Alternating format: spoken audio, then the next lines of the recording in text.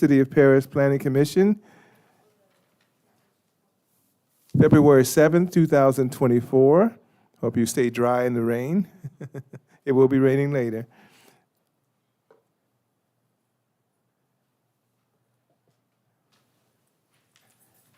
That's okay. And we're starting approximately 6:09 p.m. Thank you very much. And we'll start with item 1. Item 2, actually, roll call, commissioners.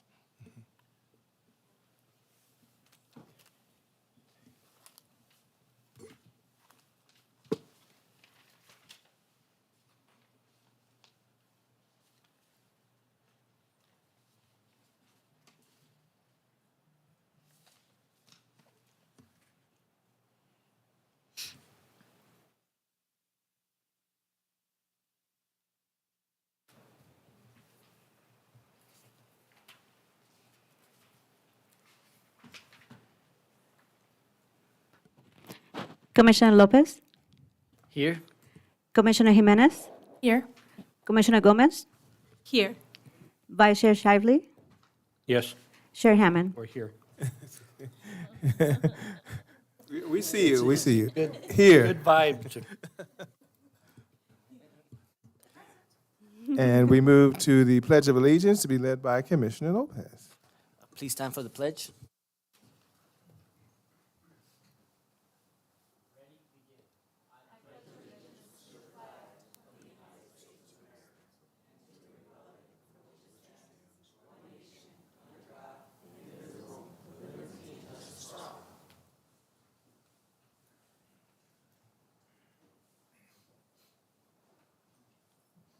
Thank you very much. And we actually have item 4, which is a presentation on the GIS presentation. And I'll let Nathan Perez explain that. Thank you, Mr. Chairman, members of the Planning Commission. City staff wanted to provide a brief presentation and demonstration of our new ArcGIS system that's available to the public that is found on our city webpage. And for those that don't know what GIS is, it's basically Geographical Information Systems. So it enables land use information to pretty much be depicted on the map. That's what it's for. The city has been making ongoing efforts to provide more information, to be more transparent, to provide more tools to the public, to the commission, to elected officials to be displayed on a map for public use. So if IT can share my screen, hopefully, I'm not sure if you guys are able to see it. Okay, perfect. So there's 2 ways of pretty much finding the GIS website. First, you could go to google.com, the search engine, and you could type in City of Paris GIS. And it's actually going to be the first web page to the top. And if you go all the way at the bottom here, where it says Enter GIS Maps and Data Site, it pretty much takes you to the portal. So that way you guys could look up the information. So that's one way of doing it. The other way to find it through the city webpage is if you go to cityofparis.org, and if you go into the departments, and on the right-hand side, if you see here, Information Technology, and it's located on Resources. It's actually the second link to the top, if you see here. So it takes you to the link, and it automatically sends you after 5 seconds if you don't click on the link. So this is pretty much our city GIS maps and data web portal. And as you can see here, there's different interactive maps that you could pretty much go into. Like, for example, we have a map for the Paris Map Bureau, City of Paris Council Districts, City of Paris Parks, which has amenities and zoning, and many other maps that you could utilize. But for tonight, we're going to go to the map that will be more useful for the commission. So let me just go in here. And I'm not sure if everybody's able to see it. Okay. It says no legend. I'm not sure why it's not.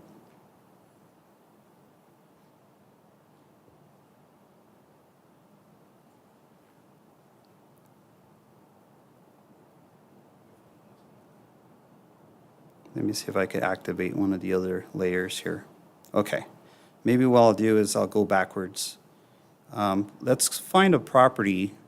The first thing, obviously, if you guys want to find information about an address, I selected one, Paris High School. So I'm going to type in 175 East Nuevo Road. And it automatically populates whatever you're typing in there. And you're going to click on it.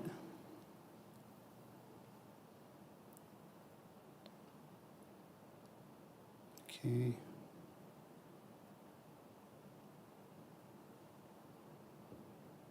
Doesn't have the zoning map. Maybe it's loading it. Okay, let me just show the commission the other layers. So for example, if you want to know, what are some of the school districts within the city,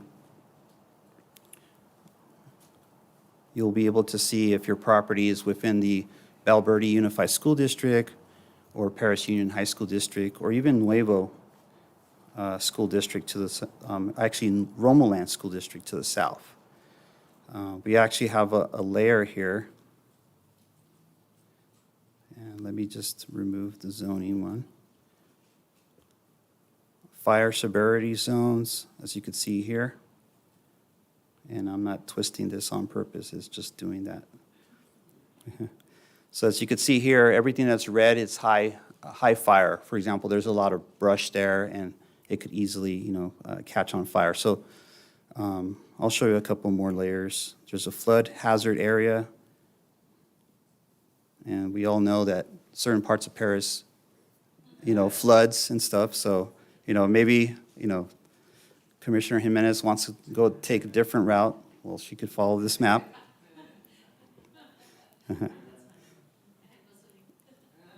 We got the airport also. We have the March Air Force compatibility plan, and I'm going to zoom out, as you can see here.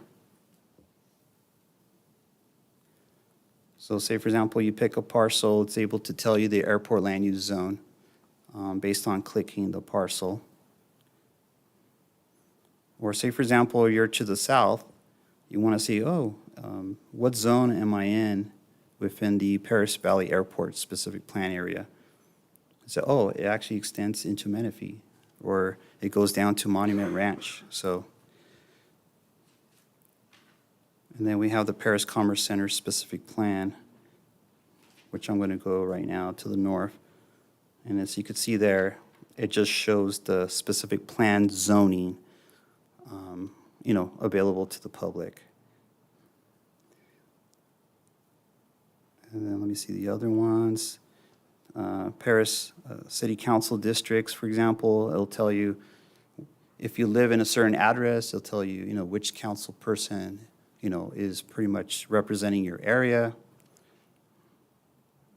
It even has recorded maps from the past. And you could actually tell that some of the maps that are in the 10,000s are pretty old, right? Road labeling and City of Paris boundary. So, and I'm going to take, the way you kind of take off the layer is you basically click on the eye. And yes, that is an eye. Not a football, but an eye. So, okay. So I'll go to the zoning here. And let me type it in again, the address here, see if it populates. Okay. It's going to take a little while for it to populate. Oops. Okay. I went a little bit too far in, so. That's it. So this is the Paris High School. This is the map, the zoning map that we've been working with staff over a year. And, we actually worked with the intern. She was actually really good at looking at what's missing and what doesn't, coincide with the previous maps that we have. And as you can see here, we use this in our PowerPoint presentations, pretty much our exhibits, and pretty much allow us to understand what type of zoning is within or around the project site, as you can see here. Let me zoom in a little bit here. Here's the Paris Panthers. So I'm going to, show the commission a couple of the tools that we have here. One of them is a measuring tool, and I'm going to click on the right-hand side. So I'm going to click here, and I'm going to go all the way down here. So I'm going to convert metric into yards, as you could tell here. This is wrong. Hold on. And the reason why I picked, the football field, we all know that there's basically 100 yards, which is 300 feet. So it's really accurate. So as you could tell here. So now, say for example, you want to know the measurement of a certain parcel or measurement of a size of a building. So say for example, you want to see how big the football field is in square feet. So you could go down here.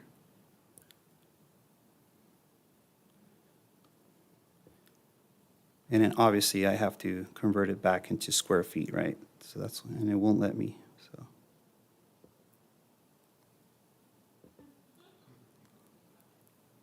Yeah, technology these days. Okay, so I'm gonna go square feet.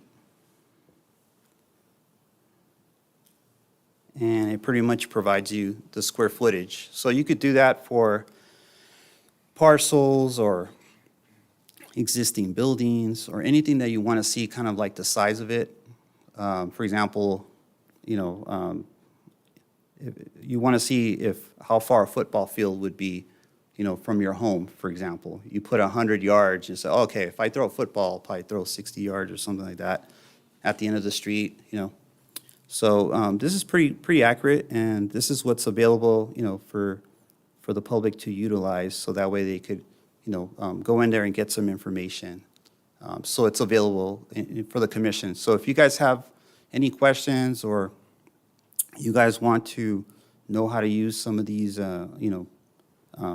options here, you could come into my office and I'll be able to help you guys out. All right? Well, thank you. Any questions, observations?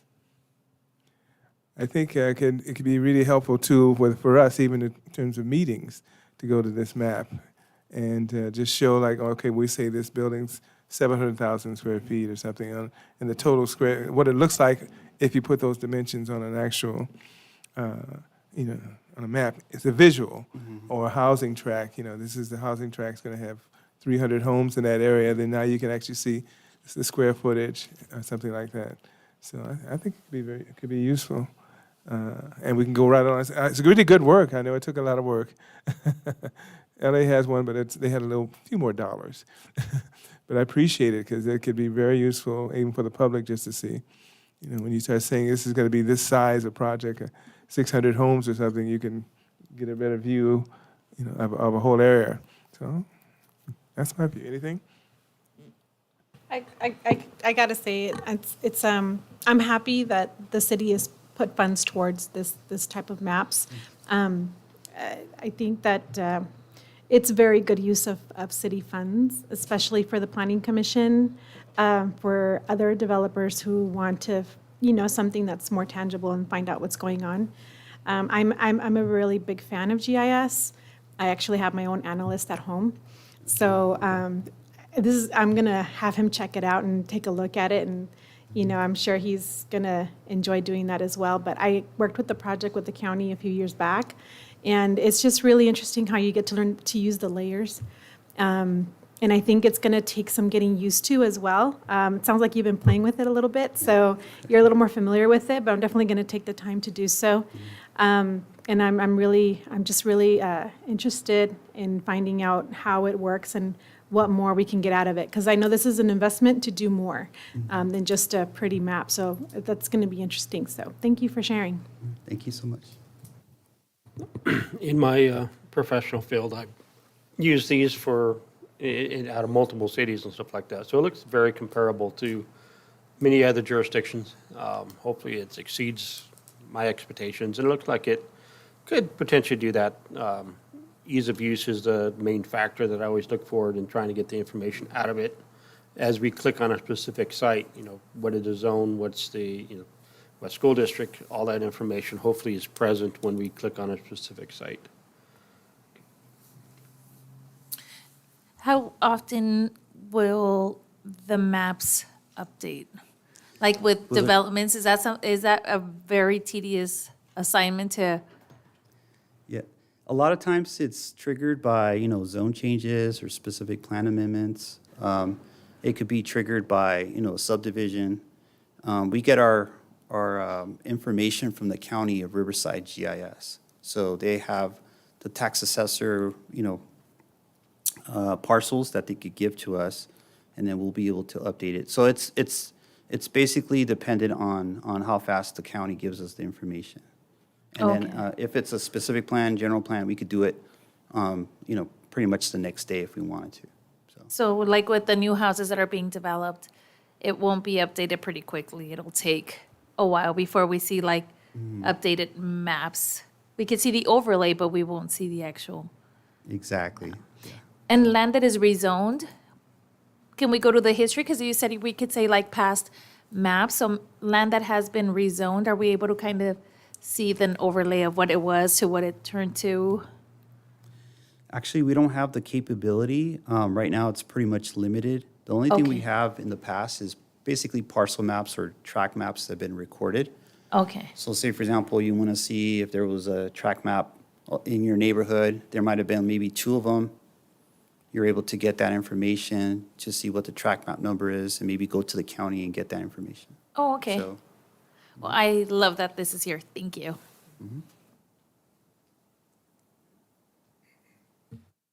Thank you very much, sir. Good job. And hopefully we'll be using this quite a bit because it's just better to have a visual when you see things. And hopefully maybe even one day you'll start getting down to the actual residents and who owns the property like you can do in other areas. But for now, that's very expensive. But it's really very good. We move on to the consent calendar. Planning Commission minutes for January 17, 2024. Are there any corrections, deletions, additions? I saw none. None. Okay. On this item, is there any public comment on the consent calendar? It's just a matter of routine. We have to do. Seeing none, we bring it back for a motion.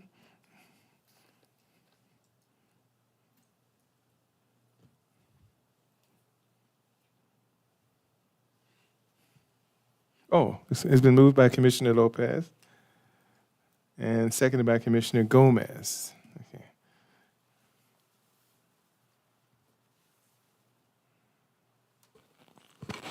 Commissioner Lopez, Yes. Commissioner Jimenez, Yes. Commissioner Gomez, Yes. Vice Chair Shively, Yes. Chair Hammond. Yes.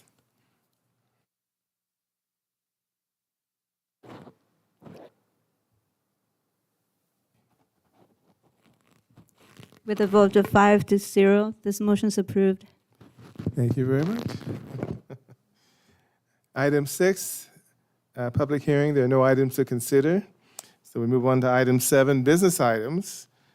Item A is a workshop for conditional use permit 22-05023, a request to obtain comments and feedback on a modification to a previously considered 395,500 square foot industrial project that has been reduced to 350,000 square feet and now includes 2 multi-tenant business park buildings totaling 14,000 square feet on a 19.16 acre site located on the southwest corner of Mapes Road and Trumbull Road.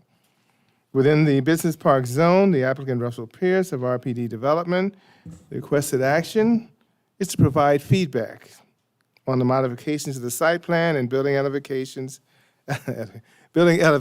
boy, to a previously considered industrial project that has been modified to reduce the overall industrial building square footage and now include two smaller multi-tenant business park buildings.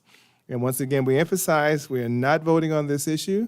It's simply providing feedback on the modifications to the city council only.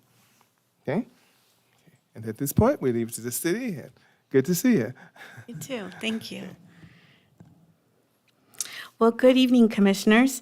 Tonight we have a workshop for conditional use permit 22. Pardon me, I should do it anyway. It's a workshop, even though it's a workshop. Is there any ex parte communication? I know it's a workshop, we still should do it. Ex parte communication or other things we want to acknowledge? Site visits? None for me. It's Commissioner Lopez. We did have a new ad hoc committee on this one. Yes, I participated in the ad hoc committee. I've driven by the site. Yeah, I've been by the site several times. Thank you. All right, thank you. Well, we'll start. Well, good evening again. Tonight we have a workshop for conditional use permit 22-05023. This project was initially presented to you back on August 16th, 2023. The project site is located on the southwest corner of Trumbull Road and Mapes Road in the Business Park Zone. The surrounding uses include Eastern Municipal Water District headquarters to the north, the Field of Dreams to the northeast, industrial development and vacant land in the city of Menifee to the east, industrial development to the south, and Interstate 215 to the west. To provide you with some background information, on August 16th, 2023, the Planning Commission unanimously denied the project. On August 23rd, 2023, the applicant filed an appeal to the City Council. On November 14th, 2023, the project was appealed to the City Council. The City Council asked the applicant to consider including a business park as part of the project and obtain feedback from the Planning Commission. On December 21st, 2023, the revised layout was presented before the ad hoc committee. Overall, the committee provided positive feedback, including supporting the increased landscape coverage from 17% to 22%, and recommended that the industrial building and business park be constructed concurrently. Sylvia, can you please pass out the exhibits?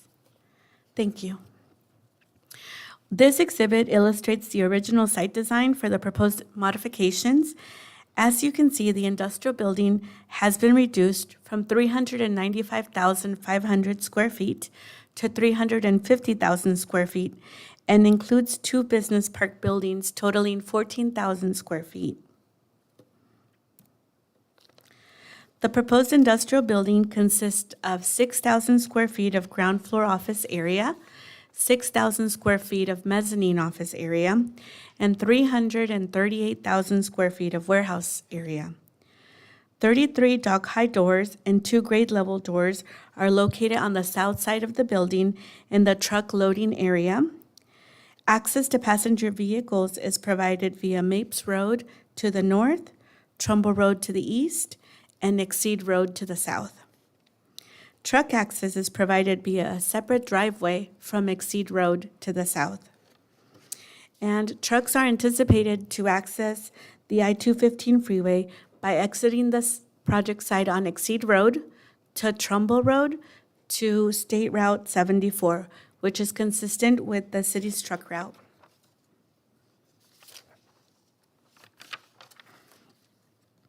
The building elevations consist of concrete tilt-up walls, varying roof lines, decorative metal cornice roof, aluminum mullion system windows, corrugated metal panels, porcelain veneer, metal canopies, and recessed panels to create visual interest. The proposed color palette includes shades of gray, white, beige, and blue. The business park consists of 2 multi-tenant buildings with 8 units, ranging in size from 1,200 square feet to 2,500 square feet. The main entrance and service doors are located on the front of each building, and man doors are located to the rear of the buildings. Access for passenger vehicles is provided via Trumbull Road to the east and Exceed Road to the south.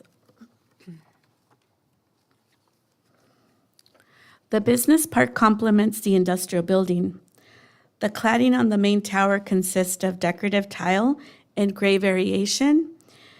White metal trellis awnings accentuate the main entries and service doors, and corrugated metal panels are proposed above the service doors. Here we have a 3D night rendering.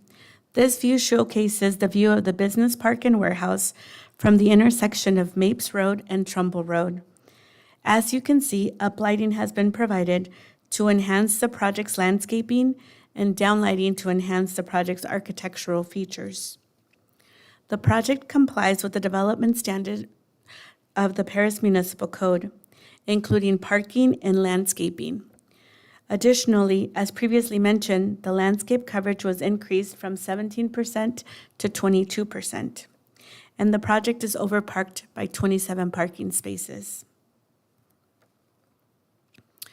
In conclusion, the applicant is seeking the Planning Commission's feedback on the proposed modifications to the project. This concludes my presentation.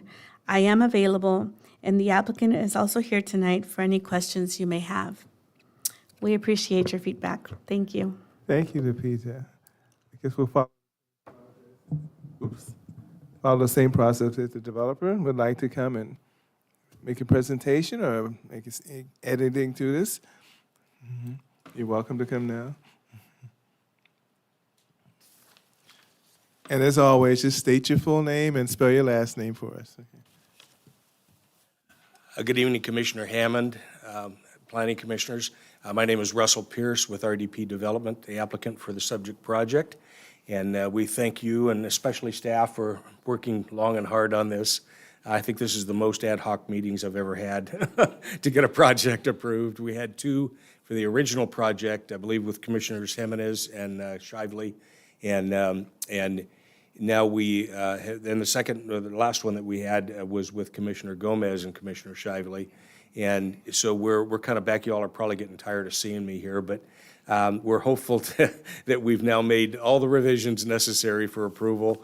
And I know you all aren't voting on this evening, but we do hope that we get positive feedback unanimously. Even though we had unanimous disapproval to begin with, we're hoping to do a 180 on that and get positive feedback unanimously to go to City Council now. One thing I'd like to kind of just read to you, I had submitted a memo, although I realize a memo from the applicant probably isn't part of the staff report, but if you all want a copy of it, I'm sure Lupita would be happy to give it to you. But in particular, it was just a memo recapping the last ad hoc meeting that we had with Commissioners Shively and Gomez. And I won't recite the entire memo to you because a lot of it you've already heard in terms of recapping the project, where it's been, where it is now. But the one bullet point that I would like to, add to this, a couple of things. I think there were questions to begin with about building height. And that was in my memo here, whereas the warehouse distribution building, the main larger building, will remain at 45 feet, which is certainly allowed in the city in that particular location. That doesn't require any special permits or anything. But the business park buildings, the two 14,000 or total 14,000 square foot buildings are 28 feet. So we did a line of sight study that is part of your staff report and package that shows that from Trumbull Road, you can't even see the larger building back behind it. The smaller building actually from a line of sight blocks that. So what you see is kind of a layered effect from the front building on Trumbull Road to the larger building kind of in the background, much as you would kind of do a typical landscape project where you kind of layer the larger landscape materials behind the smaller landscape materials. So I think it gives a lot of depth and character to the project that way. But then specifically in terms of the meeting itself, we offered that while willing to make the presented site plan revisions to address the city's concerns and gain approval, it would come at substantial cost to the project, since there is minimal demand for the mixed-use type of space in this market location. And this isn't just, pulled out of the air. This is a lot of the broker information that we've received in terms of just demand for what's in demand in the area, and specifically for this site. And we were reticent to do that in the first go-around, to add this type of use to the project, simply because it is going to be tough to lease. Now, we understand that the Field of Dreams, and I believe Commissioner Gomez had mentioned, it'd be nice to have a coffee shop or a sandwich shop or something there. I guess the food at Field of Dreams isn't all that great. So anyway, it would be nice to have something like that. This would allow for that now. It could be a baseball card, trader, or a number of different things. So business park really is a very broad use allowance, I think. And Commissioner Shively offered to lease the first space in that building. No, I'm just kidding. He did say that that his practice was, it's that type of business that you envision for business park uses. Would be architectural firms or just a whole host of different things. What the pictures that Lupita put up on the screen didn't show, they showed the shell buildings for those two smaller business park buildings. They didn't show any build-out simply because that is by demand. And we don't know who's going to go in the space, so certainly we wouldn't build that out on a speculative basis. But the shells would allow for a number of different interior build-outs. And it typically, what I would see is probably somewhere between, in this type of use, somewhere around 20, maybe 30% office build-out at the most. The rest is going to be kind of small warehouses still in the back. It's mom-and-pop operations that are just leaving their garage and kind of going to the next step, which is a very small business unit like this. And that's kind of the type of user that we would anticipate. But they could vary. It could be the sandwich shop too. So anyway, that we are kind of challenged with trying to find tenants for these smaller spaces like this, whereas the larger warehouse distribution spaces, I'm sure you've seen in other projects I've done and you all have done in the city, they get gobbled up pretty quickly. So anyway, there's other, I think we've also demonstrated in this revised project compatibility with the surrounding uses. That was one of the denial things that was called out. And, aside from the fact that there is industrial to the east of us on the other side of Trumbull Road, that's Marietta, we understand, or I'm sorry, Menifee. But that's all industrial, and that's due to be built out here within the next year or two. I've spoken with the planning department over in the city of Menifee, and there are plans for both sites, both those large sites on, what is that road, Lupita, that comes down the other side off of Mapes? Sherman, thank you, yeah. So from Trumbull to Sherman Road, just south of Mapes, are all planned. They're deep into the planning stages right now for, I think it's 2, possibly 3 industrial buildings in those areas. So that will all be new industrial. This other stuff on the other side of Menifee will likely go newer industrial too eventually. It's industrial now. It's a lot of outside storage. So the area could certainly use a facelift, as we're trying to do ourselves with this project. And then to the south of us is a kind of a standard industrial use. They're a manufacturer of off-road vehicles and equipment. So everything around it is industrial with the exception of EMWD, which I don't know how you describe that facility. It's offices, but then it's also settling ponds and a whole lot of things to the north. So it's not what you would call, glitzy office by any means. You'd probably describe that as more industrial as well. And then the Field of Dreams, again, is not really an easily defined use. It's a recreational use, so probably a destination recreational use. So in any event, there's also a lot of infrastructure that we'll be adding to the project.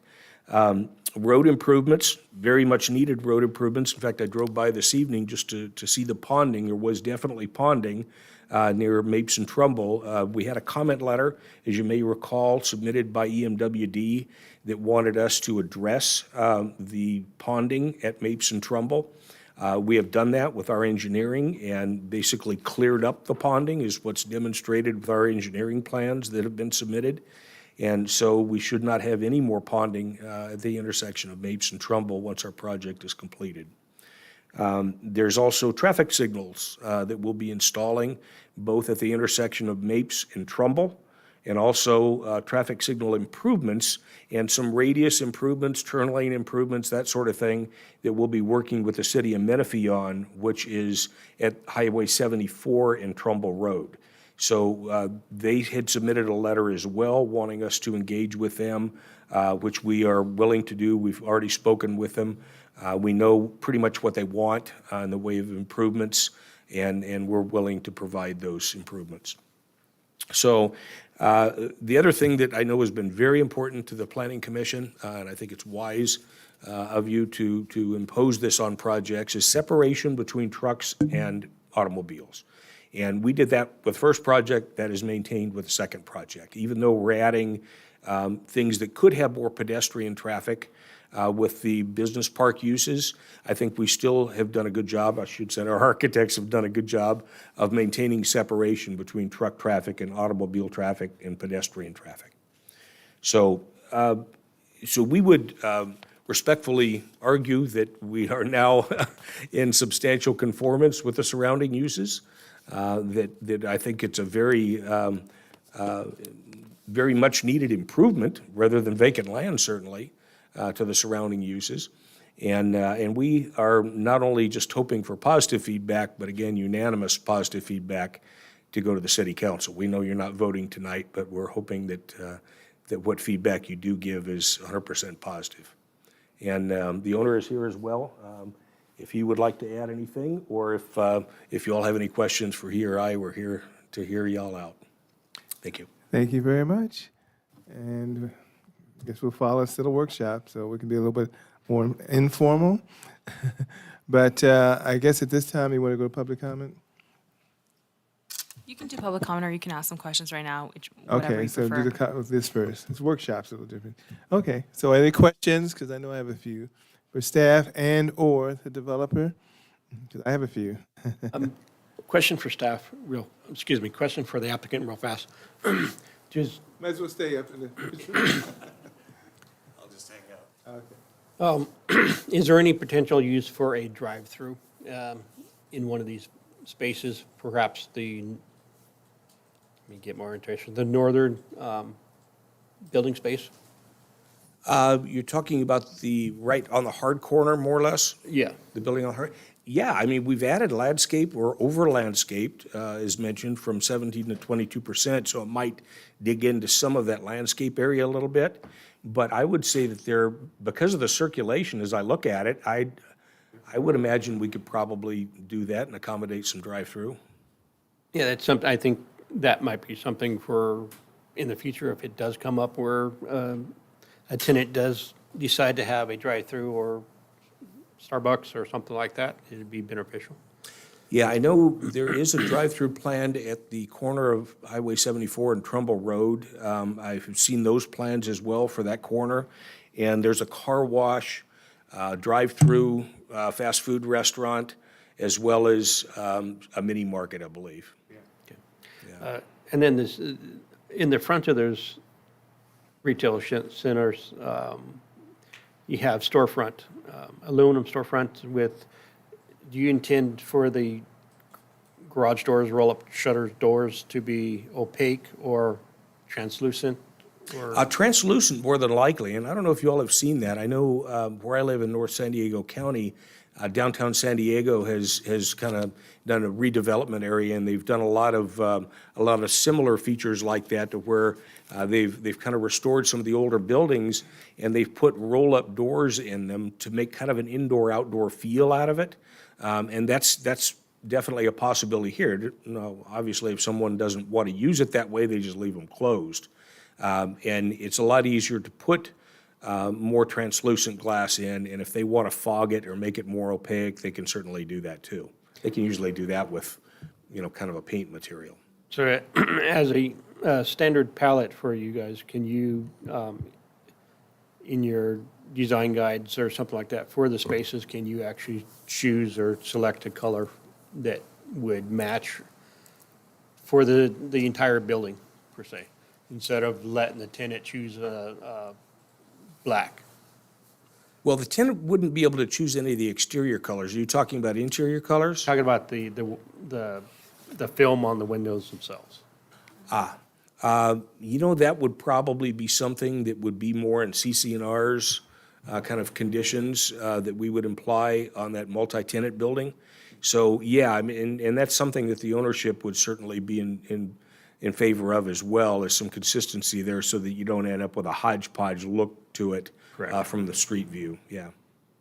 And I would definitely try to encourage that as well, just so Absolutely. we have a coherence of building spaces that don't fall apart and look like a Yeah. hodgepodge. No, we're happy to oblige. In fact, if that needs to be a condition that the tenants need to come back when they apply for their use, or that they're at least put on notice that they would have to come back to planning staff to get approval for anything that they're going to do to change, that storefront look, that we're happy to oblige. And it could probably be something that is reviewed with signage or something like that. Right. Probably.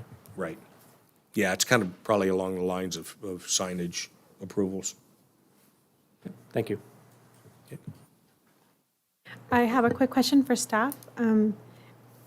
Who wrote the description of today's presentation? Is that your writing, Lupita?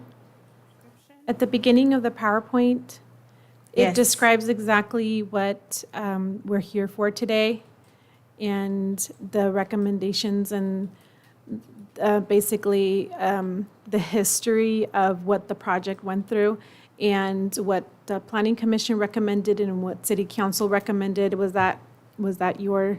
Yes, so I doing? start writing the staff report, but then my manager reviews it and gives great feedback. Okay, it was excellent, I have to say.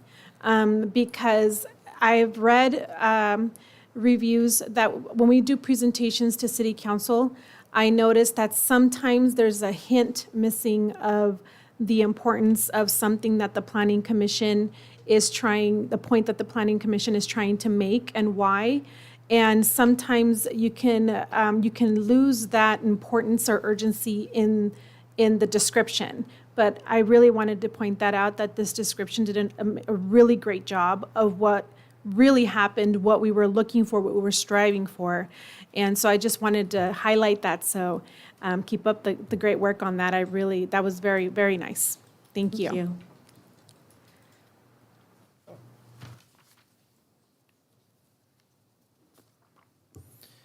I had a question, well, not a question, just a concern or a possible request for the business park office buildings.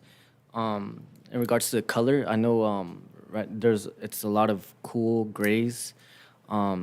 This one I'm open for discussion or recommendations on it, but I think the architecture design is very beautiful, but I feel like it could be served a little bit more if there's some warm color tones to it, maybe like a neutral, like light tan or beige to it.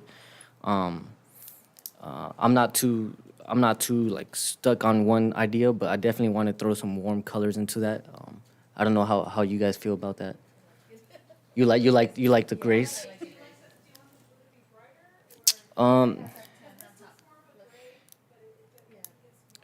Maybe like a light beige or something like that. That can like throw it all together. Yeah, that one is like the big panels, right? Those are the panels. That's like all this section right here. Yeah. Yeah, I mean, I would like a more warmer direction, or just throwing some warmer colors in there. Maybe like one of the panels. But yeah, I understand. Maybe like the one, like the ones that you were pointing out, the middle one. Yeah, the one right here, where like the signs are at, like a light beige or tan, like almost like this color right here, like on the wall. Yeah. Keep in mind too, that he's trying to match the warehouse's space as well. No, I understand. Yeah, like I said, I'm kind of open to discussion. If you guys like this color, then I'm okay with it. But I definitely like the warm tones. Just like I don't know if you guys remember that church, how it had the wood accent. I feel like it looked beautiful when it was all tied together. But if you guys feel more comfortable with this color tone, I'm open to it for sure. Oh, it's more equal to it. It's so this is not accurate. The board. No. Okay, got you. Got you. Okay. Yeah, I mean, if it matches that, then I'm okay with it. Okay, for sure. Thank you for clarifying. I do have two questions. Can we go to the site plan, please? Question number one. Why did we not include an auto access on the northern side on Mapes Road for autos instead on the south side? Because the south side is where the trucks are going. So why did we choose the south side and not the northern? I know. So closer to the corner, I believe that's probably too close to the intersection. Isn't it 500 feet that we have to maintain? The 300? So, good evening, planning commissioners. That's exactly right. It would be a little too close to the intersection of Mapes and Trumbull. Typically, you want to have 150 minimum spacing. But we have that, it's the same as the bottom, right? Like, actually, if we just kept it, and I'm talking only for the industrial side, so they wouldn't have access to both, just to the industrial side, because we're gonna have people parking back there and taking over the industrial side parking. So that leads to I have the two questions, and they go hand in hand. First one is, why didn't we open it up back there just for the industrial? Because it's almost parallel to what the other one is actually would be further inside through the northern side, so it'd just be industrial. And the second one is, would they have access in between those two buildings to go into the industrial section as well? So for Exceed Road compared to Mapes Road is classified as a major collector, Okay, and Exceed Road is a local. and it's just. So it- as far as, the volume of traffic And versus speeds, the two yeah. roads and speeds, Okay, the spacing on Mapes at that location wouldn't be adequate. And that's why the driveway on Mapes was chosen. okay. And for the second question regarding traffic, That this is where they would come in to park in. right. If I may add to Brad's comment on that, even though this is Mapes is a collector, is it, Brad? Is a collector, it's a dead end. So the classification may not have the same kind of traffic counts that a typical collector has. So if commission decides and if engineering decides that they want a drive there, we're fine with it. So it's all up to y'all. If you want a drive there, we could certainly accommodate that. But again, it's subject to engineering approval, and we don't have any objection to it. If you would just look at it and analyze just more in detail, if it's not possible, totally understand. Absolutely. We'll look into it further. Yeah. I'm thinking too from like, I love the separation, but I worry that industrial may not have those auto parkings and I'm thinking a commercial, the business park is gonna be really busy, especially once they build those two other industrial buildings. And there isn't a lot of places to eat around here. If you have any kind of place here, all those employees are gonna go here. So I think it's gonna be a lot busier than we project. So I'm thinking of protecting the auto parking for the industrial. So that would be my recommendation, finding a way of separating the industrial and the business park parking.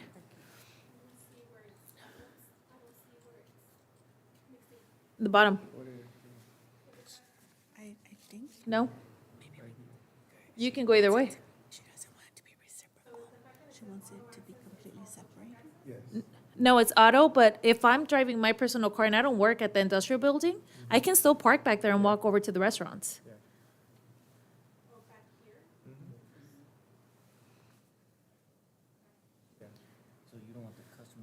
Yeah.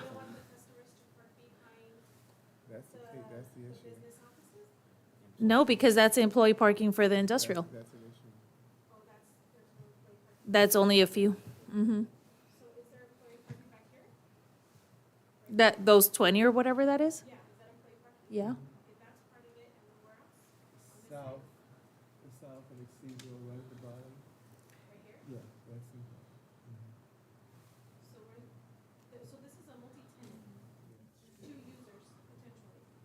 Yeah. Mm-hmm. Yeah. So we're trying to restrict them from parking behind the business park? No, we're trying to protect, make sure the business park patrons aren't parking in the industrial employee parking. So we're limiting the parking space then for the business park? Yeah. Well, I think that's a compromise. I think that's a compromise that we have with having this type of a building.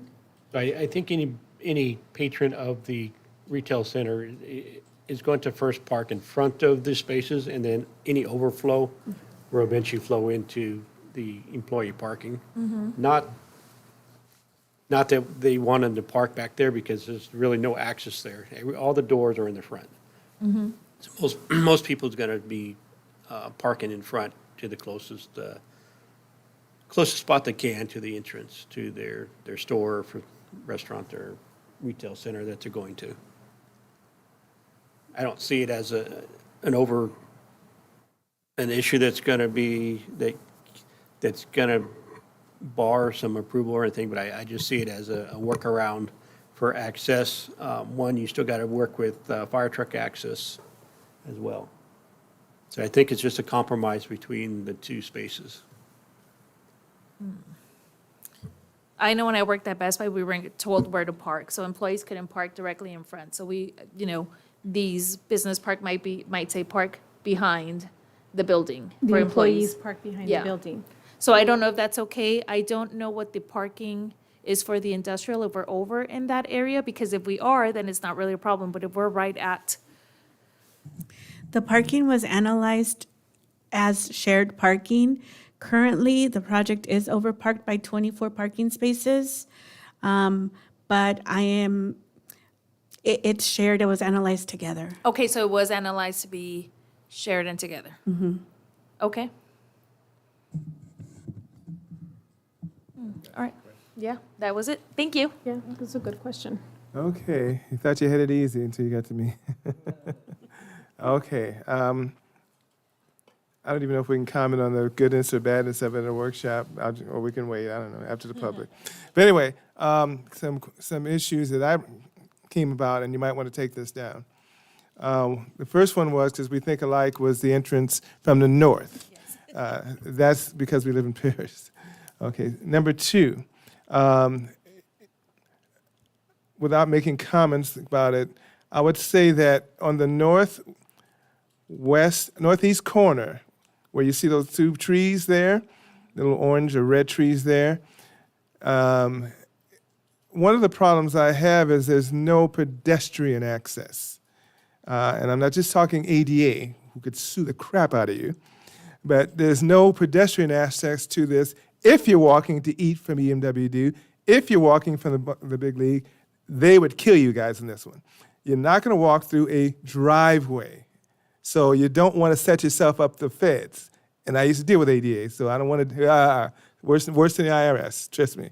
So I'm suggesting that at that corner, either there's going to be a walkway for those people that whatever is going to be their restaurant, bistro, you're expecting them, and be positive about it too. If they're going to come from Big League, they come at night, and all that stuff there, they're going to have to walk through the driveway or walk over the grass in the rain. So this is practical thinking, having been here this long, that needs to be some walkway or entrance walking on there, even with a ramp, so that you avoid that issue of having to walk all the way around and go through the parking where you drive through. That's standard. I'm surprised the architect didn't see that. The other thing, that's one. The other thing is where you have the industrial warehouse building, and the parking is going to be, I'll leave that to you guys. It's all spec now. Where you have the building, I see some trees, but those are standard trees for a parking lot.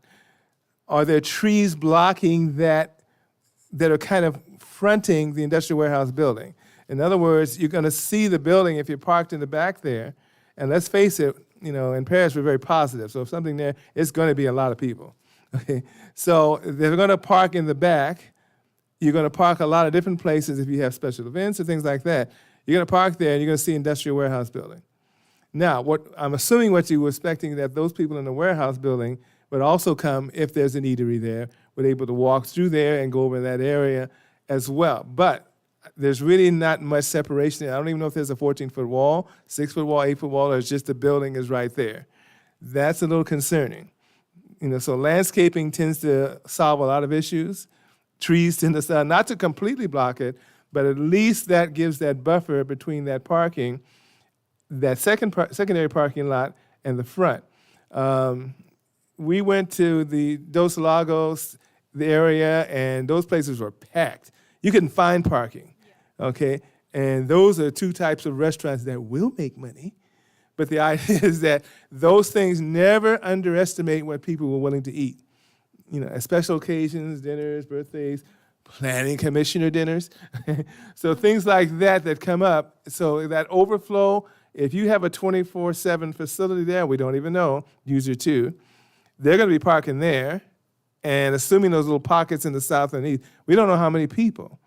So ultimately, it's not a matter of the number of spaces, it's a matter of where they park. If they're parking there and if it's 24/7, now you got that conflict with the other people going to, quote, potential restaurants and things of that nature. And even they have to walk around to the front. So those are just things that in the layout, I'm just bringing up as concerns. My main thing is beyond the parking driveway in the front, is be able to walkability from the northern part. Since it's a lot of landscape area, just be able to walk in there. That now changes the whole dynamic of EMWD, lunchtime, the other Field of Dreams, all the time. So now you've got that potential of whatever is going to be in there, of that walkability. And we want walkability over there. Not interested in what Menifee does to the east. That's not our concern. But that signalized thing would help, obviously being a signalized intersection because you want safety. But then I think we really need to look at drive-through in the front. I know about that, but we may have to bend it there, okay? Because you're going to want that northern entrance and potentially, too, something like a walking path or some walking steps that are on that northeast corner. Otherwise, I think that's it for the technical aspects of it. I don't know if we're going to get into the other, but I think that those are the two concerns, landscaping being number 3. I don't know what's there now, if it's just flat, and then there's the building. Flat building, no wrought iron gates, no, I don't know of anything that's planned there, but if it's just there, that might be a problem. Okay, so whether it's wrought iron fence, 8 feet, see-through with some vines that can grow up, those are just some concepts that I'm just thinking about. So 3 major points, not over the top points, but, and Lupita stopped smiling, so I'm worried. There it is, okay. But anyway, those are my 3 things that I thought of when I immediately looked at it, and without commenting about it, because we're going to say about later. But those are 3 things with, not super over-the-top stuff. I'm not asking you to put gold lining on the, but I think that's basic for me. I would like to reemphasize just that northern entrance, because when I'm looking at the southern one, autos exiting using that southerly exit are going to be making lefts right in front of trucks coming in. After they make that left, their time to stop and the risk of that. So as much as possible, getting them fully separated, because cars will be taking those risky lefts in front of trucks coming straight in to try to drive into their truck yard. So, because that worries me. Making the right, or even being with the trucks to make a right, is not so worrisome, but it's the cars making a left in front of the trucks coming, and trucks are going to be coming both ways. So it's kind of like playing chicken with the truck to see. It's like playing Frogger. And they're going to win. And the trucks are going to win. So just, I see that trucks are coming both ways. Somebody's trying to make a left, and it's setting us up for potential disaster. I think before you make things, Stephen, I think one of the good reasons, and this for the engineer, is because it's auto access on the top road. If we were talking trucks, we wouldn't even be bringing this up, but it's auto access. It's a lot different than trucks on Maple. So you don't have that problem with autos going in and out of there as you would if there were trucks going down that street. This is a non-starter. So if that's one of the reasons. And if it was analyzed as shared, I'm thinking about the entrance into the what is it, Western, Eastern? The one closest to the industrial building, not that first one.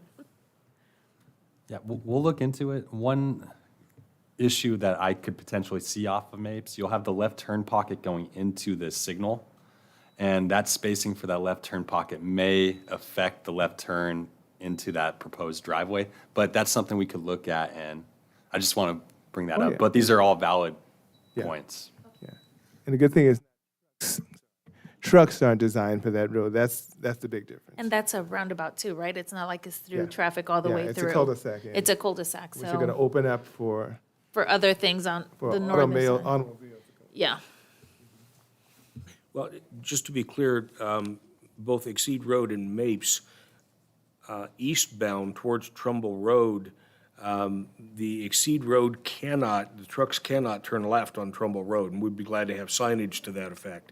No, Because that's yeah. not part of the approved truck route for this project. Right, no, we're talking exclusively about auto access Autos. and separating them completely. So trucks Okay. use only Exceed Road, and cars are only on Trumbull and Mapes is what Okay. the Yeah, I ideal just would wanted to be. make sure you understood Yeah. that trucks can't. No, no, and I'm No, no, glad, no, yeah, no, yeah. No, we saw, Can't that go was there. only auto. Thank you. Yeah. And I don't even mind autos on Exceed. It's just the northern part allows more access. And also, if you got to get out for fire too. Emergency exits, everyone's going south and everyone's going east. They're going to turn left unless there's a median there. You know, auto drivers, whether it's this city or any other, you're going to be tempted to go left and go across. So at least if you have a northern entrance, that's just ideas and suggestions. They asked us for them, we're giving As a fire, if we need to, like maybe even just having that as a crash gate or access, just a gate for fire, because it is good to have that suddenly one for first responders and all, but not maybe as full access. So commissioners, just to clarify, you're interested in looking to see if we can have a vehicle gate from Mapes Road to the north, but the auto access driveway to the south from Exceed Road, you don't want that there. You Well, just it's- want Exceed Road to be trucks? I think you can have, we're talking about the northern being an auto access. That's the main thing for me. The south, I don't mind, because if you're talking about businesses and things, you're going to want to have access. My main thing was the north, and I know she may mention that. It may or may not be possible, but north is the key. Here. Obviously, Trumbull Road's not changing, but the north is the key, and a walkway. So to Chair get to. Hammond wants a wow. driveway to the north, Me and too. Commissioner, I and a do, walkway. And Commissioner Jimenez, you don't want, I want the, hopefully the auto access to the north and blocking off the south, so little cars are not trying to cross against two trucks sure. coming, one entering, one exiting. okay, we understand, thank you. Consideration. Just for clarification, the southern driveway would be okay for emergency vehicles only, right? Okay, thank you. Okay. I believe the one on the south, Brad, correct me if I'm wrong, that could probably be done with a left turn pork chop, so that it's a left turn only, they can't turn right. Does that help for that movement? For the auto on the left? Yeah. On the south? On the south driveway, existing driveway that we're showing there, So that they only can make a left out? a left out. Yeah, no, that could be something that we look into. Okay. Yeah. Obviously, we'll kind of work through some of the details on this, knowing what you're after here. We'll work some of the details through with both planning and engineering.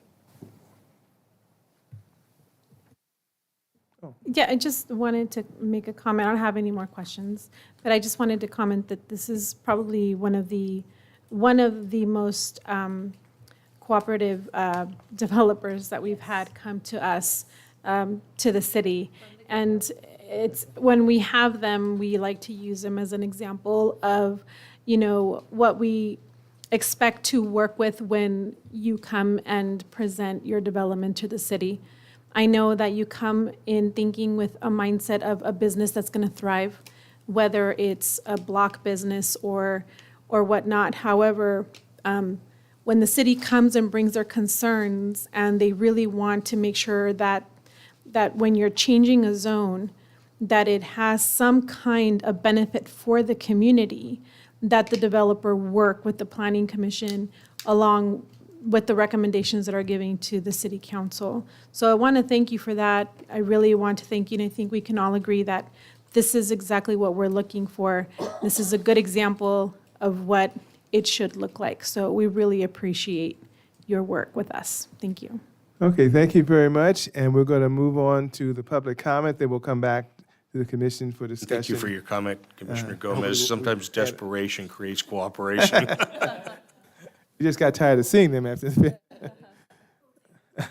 At this time, we move on to public comment. I have some written stuff, no particular order, so I'll, public comment portion, sorry, guys. First is Sandy Varela. Hope I got that right.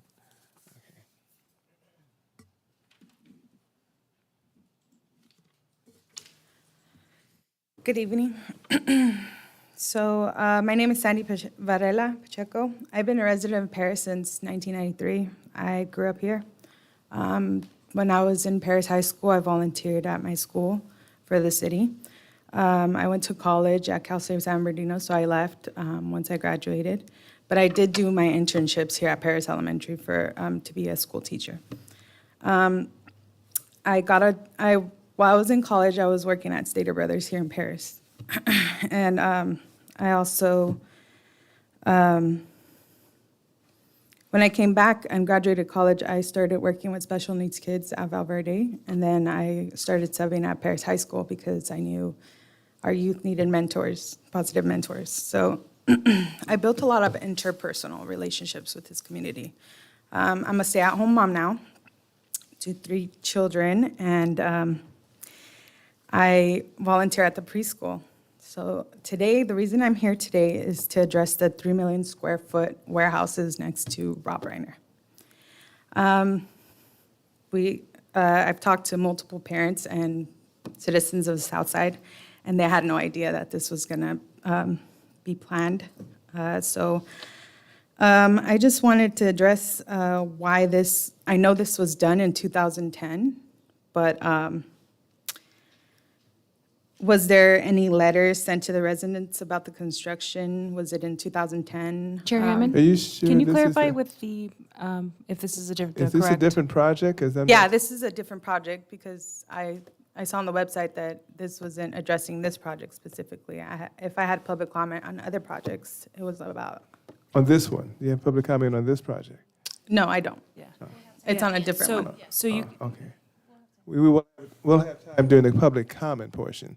That's why I was just listening because I wasn't sure. Oh, okay, Which one? so that's a public comment that I wanted to comment about. Okay, so on this project?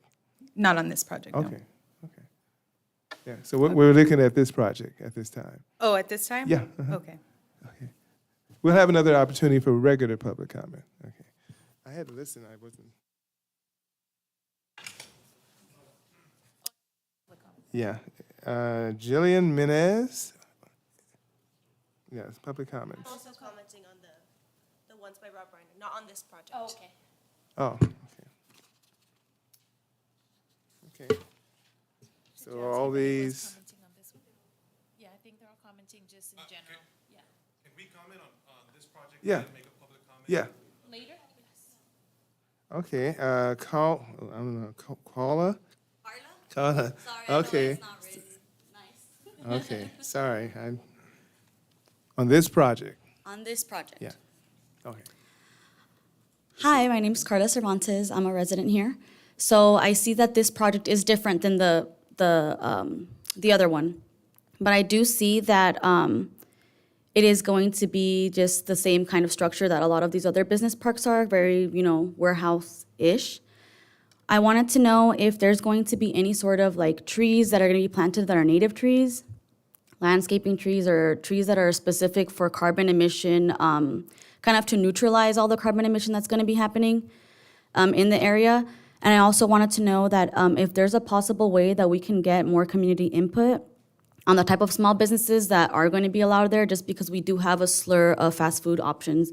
We have a lot of gas stations here, and we have a lot of car washes here, and it's really mirroring what the warehouse wants to do rather than mirroring the needs of the community.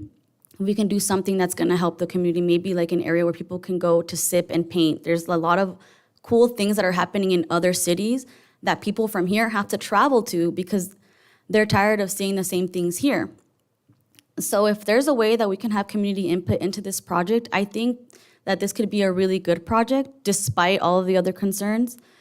I do think that if there's a way that this can be put out on social media, people come here in masses when there's a Dia de los Muertos festival or parades and things like that.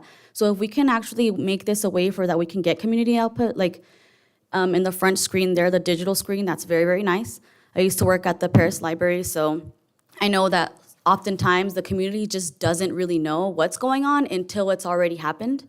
So if there is a way that the developer can make that happen or that you guys can make that happen, I think we can get a better input on what we really need, because on social media even there's a lot of complaints. But then people don't really know that this is going on, so they can't put those complaints to use, and then the people who are gonna get blamed for it, as it should be, is you guys, because you guys are the planning commission. So, yeah, I just wanted to make a comment about that, and if there's a way that the developer can just make it more green and sustainable, because it's gonna get really, really hot here, even more so throughout the coming years. We can see the climate change already with these massive flows of water that are just destroying our infrastructure. So if there is a way that we can make it just more beautiful, because if the only greenery we're gonna see is just those trees, we might as well just paint the entire building green, because that's the only greenery that's really gonna be there other than those minimum amount of trees. I think that if we can make it greener and more sustainable, maybe even add a little bit of a community garden, something more than just a car wash and fast food, and that's it. Like, there needs to be more input, because I know that we can be more creative than this. So I think that if we had more community input, we can make it a lot more beautiful and make sustainable jobs there rather than just these minimum wage types of jobs. So, thank you. Thank you very much. Okay. And we have Franco Pacheco. Hope I got that right. Okay. Hi, I'm Franco Pacheco, thank you. And just real quick clarification, this project has not been approved for, to be continue? Okay, Recommendations to the city council. okay. I have a couple issues with this project. I'm a resident from here. I was born, raised here in Paris. And this city could be a really great city, and it has a lot of potential. Like the other speaker said, we have to travel to Riverside, to Menifee, to Moreno Valley, Cabazon, just to get our shopping needs done here. And I see here they have a little tiny business park for small businesses, and then this giant industrial warehouse. That warehouse, we don't need any more warehouses here. Every time I drive up and down the road, going home, going to work, all I see is warehouses, all I see is trucks, all I see is the road getting torn up by these trucks. And then I would like you guys to impose more regulations, more rules on these developers that want to come here and just build warehouses. I don't know if the developer, this was his first choice, but why don't you take this project and go take it to Temecula or to Canyon Crest, Lake Elsinore, Murrieta, and I'm pretty sure they would get way more negative feedback than we get here. And I just can't sit by while you guys continue to approve and approve and approve these big industrial warehouses for our area. Thank you. Thank you very much. Is there anyone else that did not submit one? Okay. Thank you very much. And at this time, we'll act like it's a regular public hearing. So I'll ask the developer, if the developer would like to have any comment at all. You don't have to, but if you have any comment. Okay, no, okay. And with that, we close the public comment. Since it's not it's a workshop, so we're not as formal. We bring it to the commission if they have any discussion. I appreciate the feedback from the residents, and I invite them to come. The planning commission meetings are held at the same time every month, and the agenda is on the website every month as well.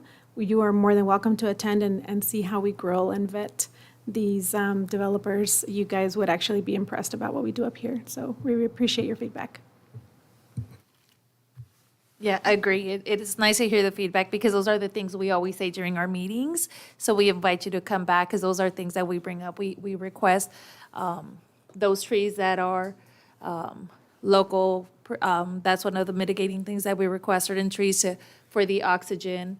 And as you heard, this wasn't the first time they brought this forward. We can't approve or deny at this point. We denied it the first time because it was a huge warehouse. So we denied it. It went to city council. City council said make some changes at a business park section and bring it back to planning commission. So all we can provide today is just feedback. But this was originally denied because we all live here. So we all are with you. We drive the same roads. We are swimming together when it's flooded. Like, we're all long-term residents here. Yeah. So it is really important. And I think being part of this, when I signed up, I didn't know a lot of this. I've learned along the way. Because we have asked, let's get stores up in the north side, let's do this. But there's a whole department dedicated to that. So I don't know if there's volunteer opportunities or ways to give them feedback about outreaching, but it is, we do the best with what we can. And a lot of it goes to city council, so it's not just us that approves, it also goes to city council. Yeah, and stuff like that. First, they had 17% landscaping, which was beyond the 12% that we require. That was already 5%, but we still pushed back and we're like, let's give us more. So we increased we went to 22, so 10% over the limit, so.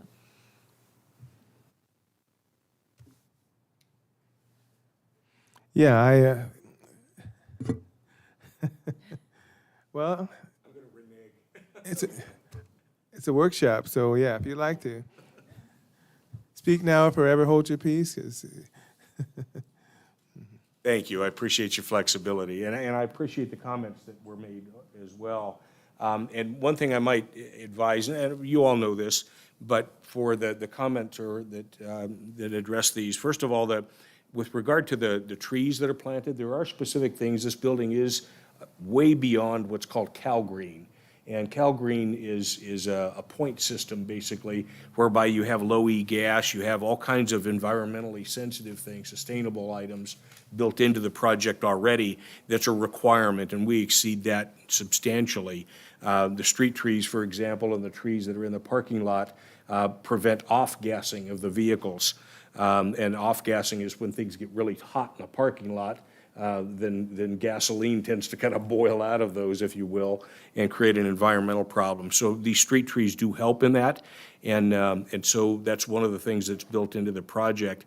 The general comment about the truck traffic, I get that, believe me. I think we all would like to see fewer trucks on the road, but we all want our package delivered tomorrow too. So it's kind of a fine line that we walk with all of that. And I think the overreaching issue here is the city has spent millions and millions of dollars, no doubt, doing the general land planning that goes in well before this meeting ever took place. And that's to determine the zoning. This is a usable or a viable use for this zone. Warehouse, large distribution warehouse is a zone conditioned use for this project. And so I think it's something that the city has put a lot of thought in going forward as to where they're going to put retail, where they're going to put industrial, where they're going to put residential. And all of that has already taken place years before we ever got here. So this was a zone-compatible use that we're presenting and hope to get approved. So it's not just not a retail use. It's not one of those things that is conducive to things like a car wash or something. So, yeah, sorry.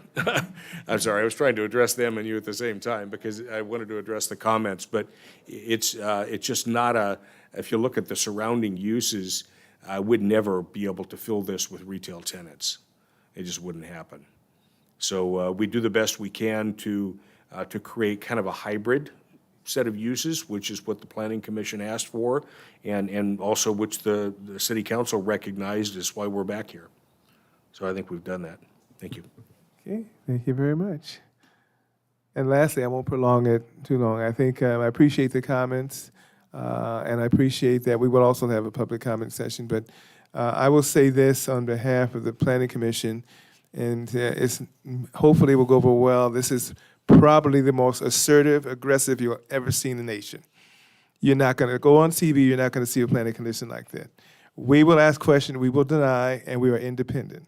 All we do is submit it to the city council, which by law, they can do whatever they want to do, and that's what we're here for. So we have rejected, we've accepted a lot of things that we know that the public is not aware of, they probably should be if we taught them.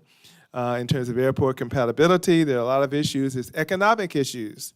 We may totally disagree with that, but then we're not putting $20, $30 million in a project either. So so you also have to flip, we have to balance it. It's almost literally quasi-judicial and legislative at the same time. So while we were totally against the idea of this, the reality is the city council has the last say.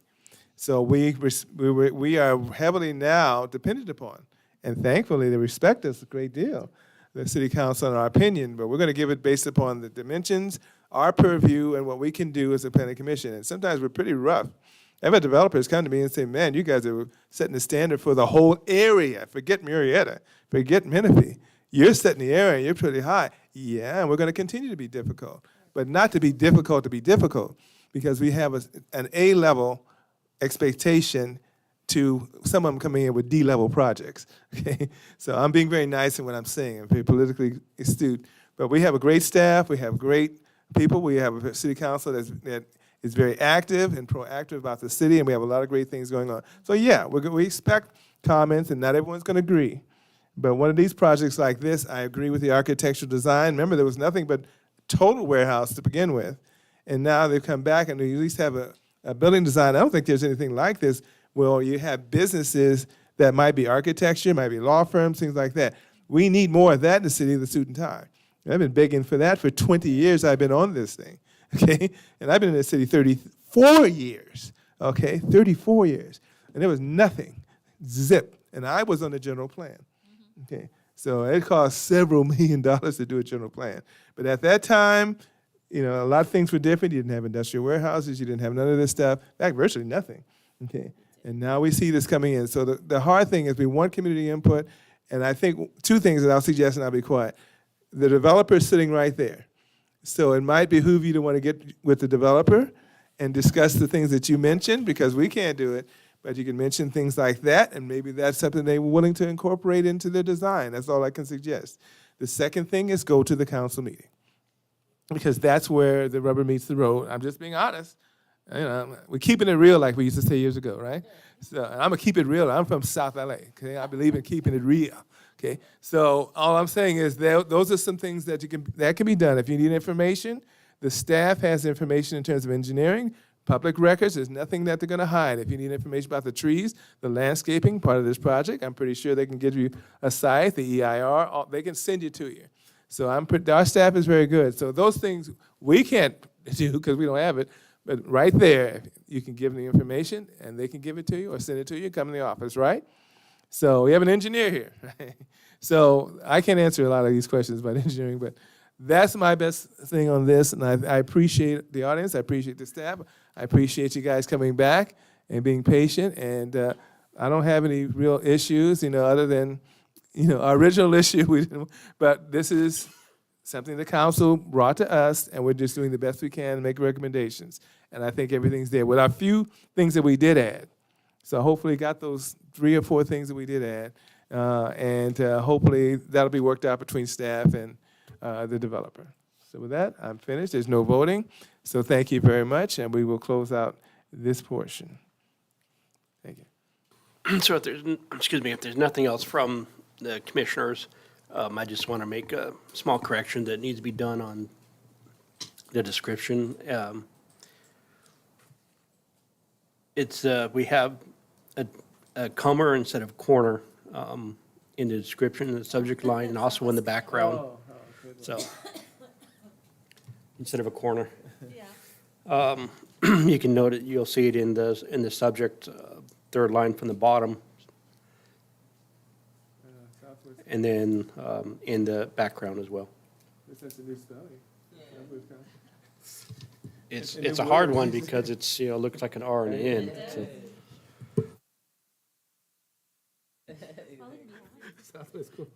Okay. Okay. Thank you very much. Okay.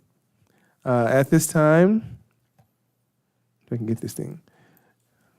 Now we move to item, public comments. Anyone wishing to address the planning commission regarding items not on the agenda may do so at this time. And of course, you can walk up to the podium and wait for the chairperson to recognize you.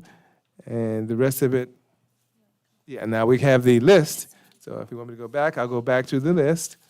And was it Sandy Varela was first? Yes. Okay. Any item. Okay. Okay, so anyways, from before, from working at our local grocery store to teaching all grades K through 12, the planned project that I wanted to comment on is the 3 million square foot warehouse that will be across the street from Rob Reiner that went from 4 to 3 warehouses.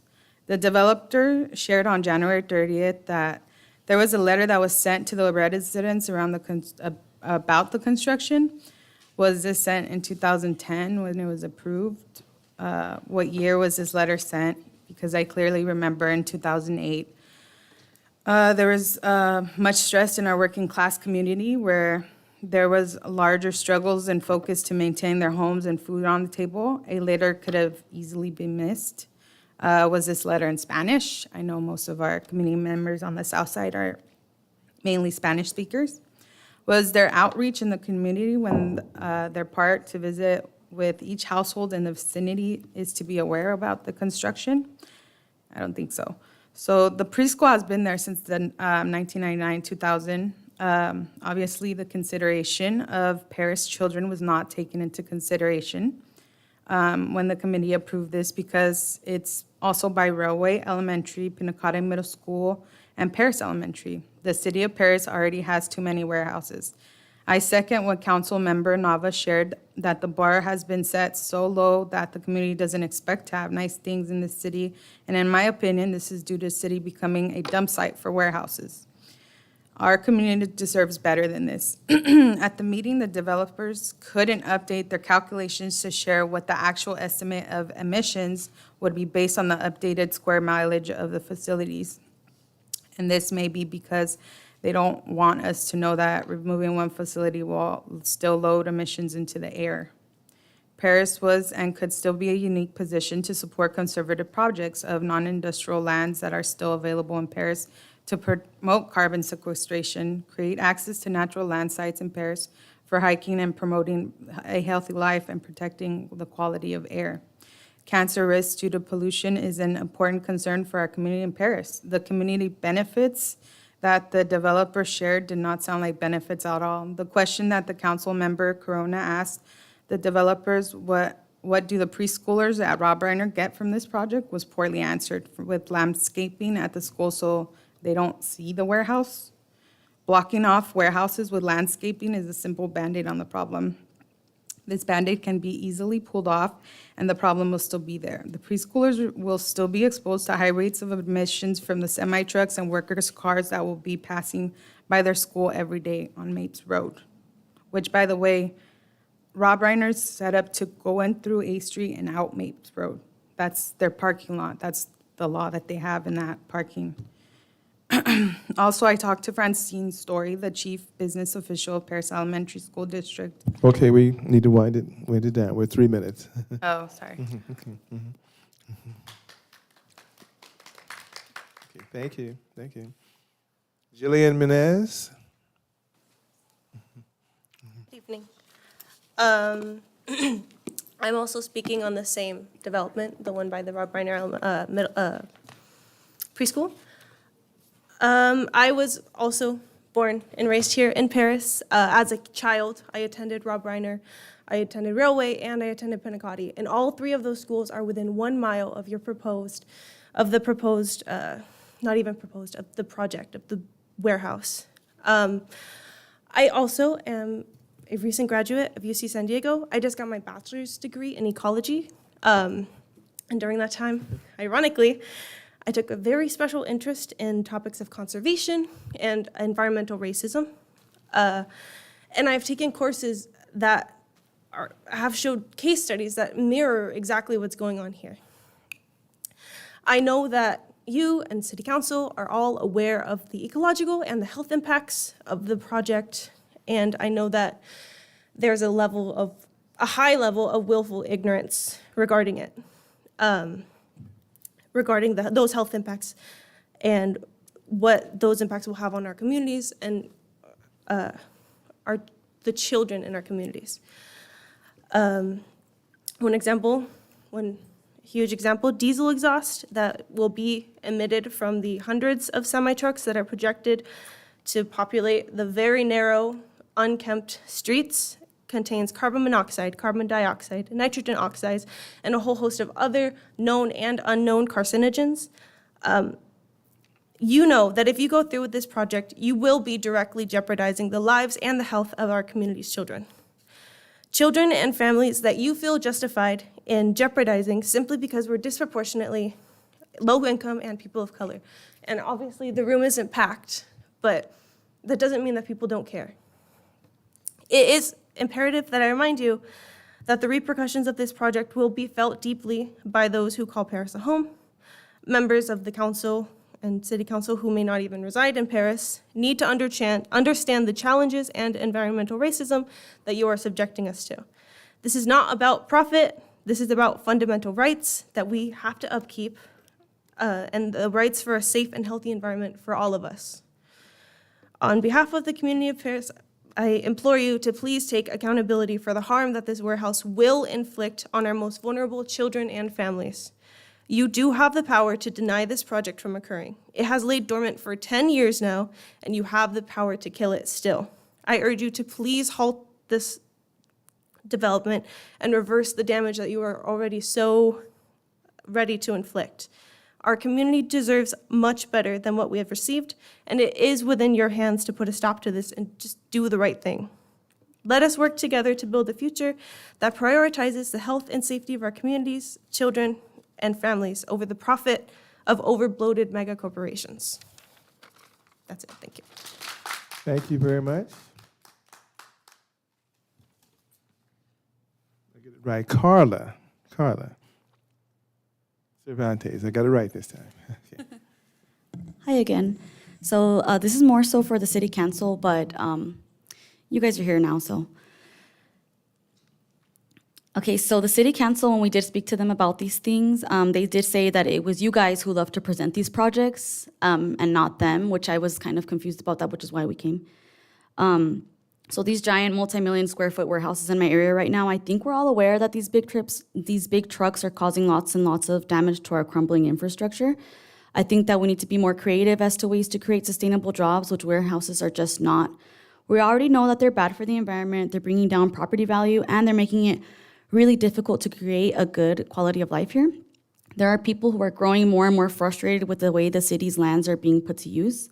This commission, along with the city council, it's allowing the small city to become a warehouse developer's playground, and it needs to stop. There are people here that need jobs, yeah, but not everyone can work a warehouse job. I have family members that have mobility restrictions. They can't work intense labor warehouse jobs. There are veterans that have become injured during their service to the United States that can't work warehouse jobs, and they shouldn't really have to. These types of jobs are terrible because they don't offer benefits to retire. Most are during shifts where parents or caretakers can't be there for drop-off or pickup at their kids' schools, much less be there to spend time with their families. Yet those workers pay more taxes to the city than a lot of the warehouses do, and we deserve better than that. You guys need to do better. If you have any questions on what to build here, please make a community event that is actually marketed instead of us as residents having to dig through the city's website to find out what's going on. People come out for parades and things like that because they see it on social media or on the pamphlet that is sent home. I think that would really help the citizens here be more aware of what type of projects are being approved and who's approving them. Simply put, warehouses are just, they're not it. Let's see, what else? We have a huge opportunity here to make this city really beautiful for generations to come instead of this. They need to stop being approved or presented next to schools and residents. We need to divest from these warehouses and gas stations and fast food joints. We as residents, we really do deserve better. Warehouses are many things. They're terrible for our environment, awful for physical and mental health, and they discourage unionizing and do not pay a livable wage. And to top it off, they are so ugly. As mentioned by one of these developers, they don't really live here. They are comparing warehouses here in Paris to San Diego warehouse projects. But in San Diego, warehouses are mandated to pay above the living wage to represent the worker. They are taxed in perpetuity and taxed a lot to help the city of San Diego. They aren't being built next to schools, and they have an extensive review by independent environmental agencies to make sure that the project causes the least amount of damage possible. Are there going to be enough trees here to be able to neutralize the pollution? And the answer, simply put, is no. We need to plant millions to be able to even neutralize this. So last time we asked the developers, the hired experts, they weren't able to give us an answer. Like I said, this is more so for the city council, but I already wrote it, so I'm gonna say it. Okay, thank you very much. Thank you very much. And Mr. Franco Pacheco, hope I got that. Ah, okay. Hello again. Good evening. I've come here today to address this committee and voice my concern for my community. My concerns are the increase in warehouse developments. These warehouses are being built right next to schools, directly behind residential houses, and vacant lands are being rezoned for industrial use in areas that cannot handle the traffic and whose residents don't deserve to deal with the harmful effects of pollution. These vacant lands are being rezoned specifically for warehouse use, and that's completely wrong. As someone who was born and raised here, I cannot stand by silently while this commission continues to approve these warehouses. Specifically, our children are most at risk. I have 2 kids with, and they're most at risk from the diesel emissions. Multiple studies show the effects that diesel emissions have. They create cancers, respiratory illnesses, and I have talked directly with Michael Vargas, the mayor, and he likes to throw in when he was younger, they had smog days, right? And they couldn't go outside because of how heavy the pollution was. And you may not see it as heavy now, today, but the particles are actually way smaller and they cause more damage because of the emission standards that we have. And our valleys actually contain all the pollution that comes in from LA. So all these warehouses are just increasing in that that effect that it has. And it's actually in a report from our own government, our own state assembly or senator or congressman, Mark Tejano. He has it specifically named in his report. The argument that these warehouses create jobs is very weak. They create low-paying jobs. They have been known to violate workers' rights. Many workers are living in poverty working at these warehouse jobs. Why are these only the type of jobs that are being considered for our community? It is time for this commission to prioritize the residents by rejecting these projects and getting creative in the ways we can help communities and help these open spaces, these lands. There's a bloom that happens every 4 years with the poppies, with the wildflowers, and it's being all killed by these warehouses. Thank you. Thank you very much. Is there anyone else that did not submit one of the sheets? Okay. Okay, we close the public comment portion. Thank you very much for your comments. And with that, we move on to commissioner members' announcements or reports. Just want to start off by thanking the public that came out to speak. We definitely take your voice into consideration, and it's good hearing feedback from the public. I also want to thank, they're not here no more, but Lopita and Nathaniel for giving us a presentation on the GIS and this project that we had in front of us. The GIS is for sure very useful for not only us on the planning commission, but for the public as well, or the homeowners or people that are trying to see what type of projects are coming ahead and where they're located. So it's a very useful tool. And yeah, besides that, I just hope that everybody's enjoying the showers that we're receiving. Everybody's staying dry and staying safe. I know the roads are pretty bad right now. So I just wish everybody's safe right now, and I wish everybody a happy Valentine's. I know Valentine's is coming up next week, so everybody that has their significant others, I just wish them a happy Valentine's, a happy holiday. Thank you. Yeah, I'd like to thank first of all, the community members who came out to voice their concerns, and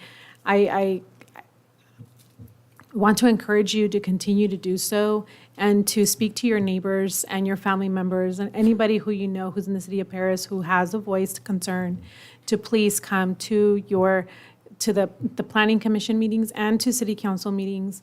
I've heard in the past that, you know, it makes more of an impact when there's more people in the room. Your voices are very important. Unfortunately, it matters when the room is packed, right?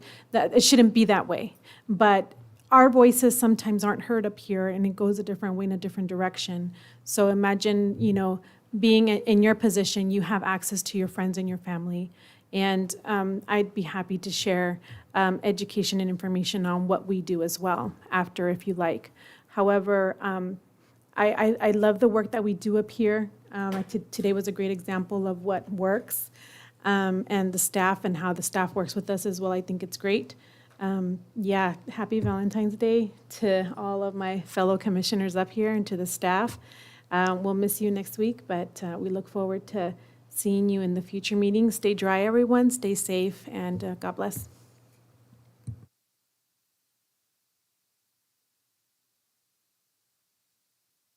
I would also like to echo what my fellow commissioners have said and thank the community. And I understand there aren't a lot of job opportunities for professionals in our city. So the first time I spoke at one of the city council meetings against the warehouse actually was, I made it a point of saying, I can't make these meetings because I was working in Covina, living here. So by the time I got out with the traffic, so I completely agree. We need jobs for professionals within our city so we don't have to leave the city. I've also made it a point of saying I love that we have a train now, but I don't want the train to be used for us to leave to find jobs. I want it to have more professionals come into our city. So I understand when we can't pack a room, people work or they work far away. There are a lot of commitments. So if you can't, writing letters, then it's documented. And they have to include them. So if you can't make it, write a letter, drop it off in the office, email, because I know sometimes it's hard to make these meetings. And I love that I feel like our fellow commissioners, everything you've said tonight are things that we have said. So if you haven't watched our previous meetings, maybe your staff can let you know when we have really been tough on the developers or we have denied those zone changes. It may be a beautiful building. It might have everything that somebody can desire, but if it's not zoned for that, 99.9% of the time, this commission is going to say no. So if you need examples of us saying everything that you have said in the past, maybe you want to listen to some of our previous YouTube meetings. They're also on the website, Paris TV. But keep coming back. If you can't be here, write a letter, encourage other people to come. You know, as a community, I mean, I think as a planning commission, you know, how long was In-N-Out not coming, and now all of a sudden they're here. Now we're going to be getting a Chick-fil-A. So we are trying. We've heard a lot of excuses that we don't agree with. They want rooftops, which makes no sense. They're not looking at how many people travel on Ramona Expressway. They're not looking at a lot of things. But a lot of the commercial developments are using formulas that don't work for us. So we have asked that they look at things differently and not just their traditional way, because Paris is a booming town. We like to shop local, we like to stay local, but we can't when it's not here. So I know back in the day, I won't say how long ago, when I worked at Best Buy, I don't know if you all remember, they would always ask you for your zip code at the end. Most people wouldn't give it, or there was cashiers who wouldn't put it in. They were asking for your zip code so that they knew where to build. They wanted to see where you were coming from. So it was a really good strategy for them to kind of target and build where people were coming from. So every customer was your zip code. Someone would get upset. There was cashiers who would just press enter, but it wasn't helping the company and it wasn't helping people get what they needed in the areas where they lived. And I do want to give a shout out to our council for sending this back and encouraging them to come back and get feedback from us, listening to us. I know a lot of them listen to our meetings. If not all, I want to say all of them listen to our meetings, but it really shows, I think, it lets developers know that we are a team here in the city with our community, city council and us. So when they're sending stuff like this back, they could have approved They could have said, we know that the planning commission said no, we're gonna go ahead and say yes.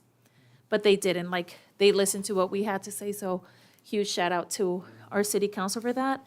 And just to wrap up, happy Valentine's Day to everybody. I know here it's usually just for couples, but you know, in Mexico and other parts of the country, it's amor y amistad, so it's love and friendship. So hopefully everybody has a wonderful Valentine's Day celebrating with those that you love. I think my fellow commissioners have a lot to say, and they said, what they said was very important.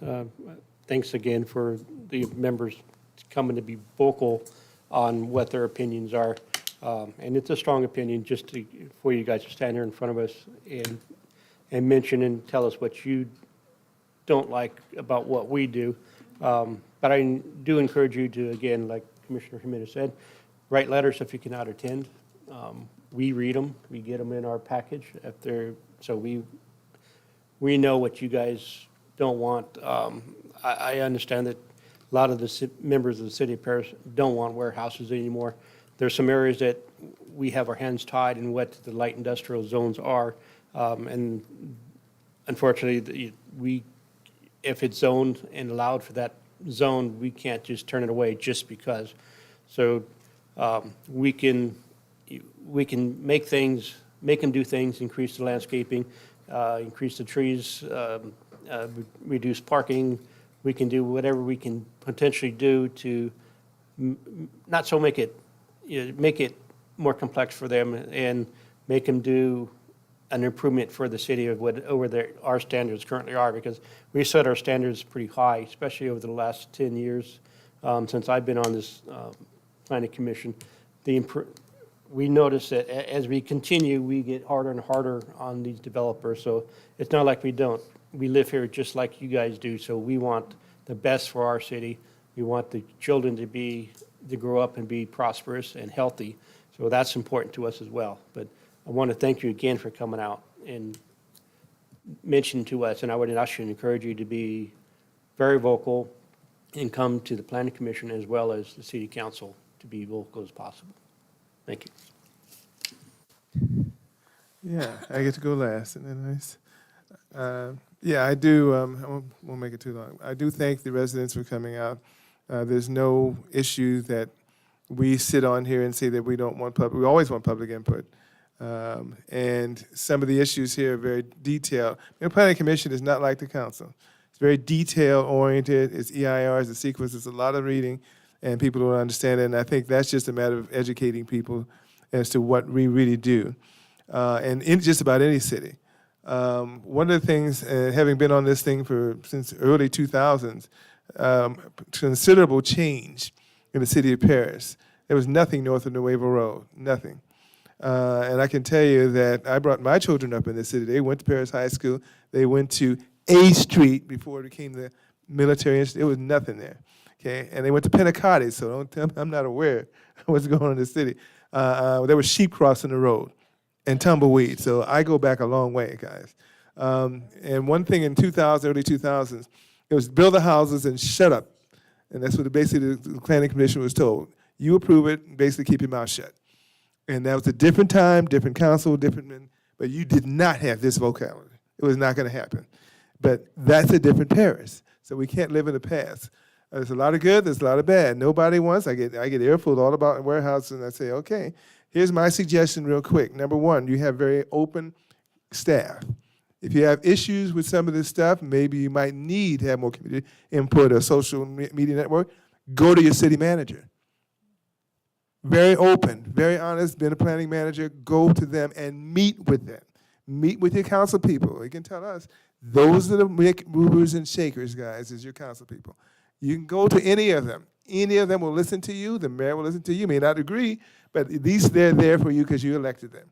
That's where you start. And then you write out your concerns. And then you come before city council. This is standard protocol. And we open up, we can do certain things, but I'm just saying, go to your city representatives, they're very open, not just on code enforcement stuff, but on any issue. Go to them, write to them, express your concerns. And it's really it's up to you to come up with that same thing you're talking about tonight. The same thing comes from the community. Maybe we're having artistic thing, working with developers. Maybe you want moratorium. Whatever the case, we have the right to go in and talk to those people at any time. So they're open, they're not closing it off, and we're not trying to, this city's come a long way from when I first started. I'm telling you now, long way, okay? And the fact that I'm sitting here as a chair tells you how far we've come, right? I'm sitting here as a chair. What does that tell you about this city? Okay, all right? So I don't need to go any farther than that, okay? So imagine 20-some years ago, it ain't happening. Okay, so there's always progress, and be thankful for the progress we do here. We still have a long way to go. Okay, so all I'm going to say is say this now. I'm going to get down to announcements so I can give it to the planning manager, because I can make long speeches. I'm really appreciative of the staff. I'm appreciative of these commissioners. We're not perfect. We don't always do everything that people agree with, but we do the best we can.